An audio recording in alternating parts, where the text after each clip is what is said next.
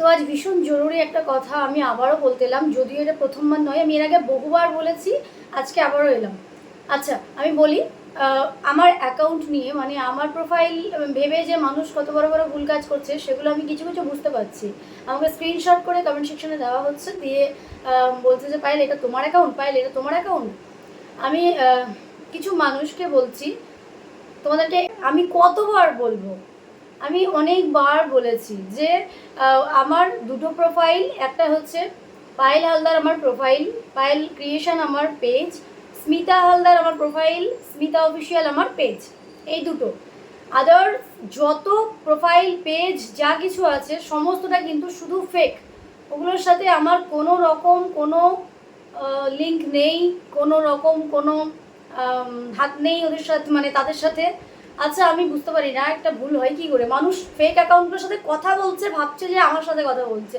দিভাই এই ভুলগুলো থেকে মানে তোমরাও দেখো। আর একটা কথা যেটা বলি সেটা হচ্ছে এই দোষ কিন্তু আমার নয়, দোষটা করছে মানুষ, সে বুঝতে পারছে না। সে কিছু মানুষ গিয়ে ফেক অ্যাকাউন্টে কারোর কোনো মানুষের সাথে গল্প করছে।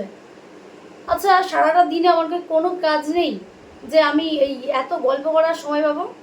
তো সেখান থেকে দাঁড়িয়ে কিছু মানুষ যে ভুল করছেন আমি সেই জন্য বলতে এলাম যে একটু সাবধান। এই দুটো প্রোফাইল পেজ ছাড়া আমার আদার্স কোনো প্রোফাইল আর পেজ নেই, সমস্তটা ফেক ফেক।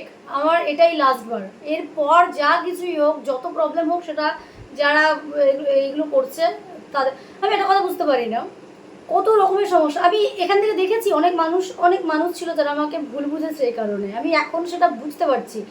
ফেক অ্যাকাউন্টে কথা বলবে, গল্প করবে, আবার ভাববে যে পায়েল, মানে আশ্চর্য সব। তো সেখান থেকে একটু সাবধান, আমার এটাই লাস্ট বললাম আমি ভিডিওতে। আমি মানে খুব ক্লান্ত, বিশ্বাস করুন। আর দিভাই তোমরাও খুব সাবধানে ইয়ে করবে, মানে কি বলবো, কিছু বলার নেই। নমস্কার।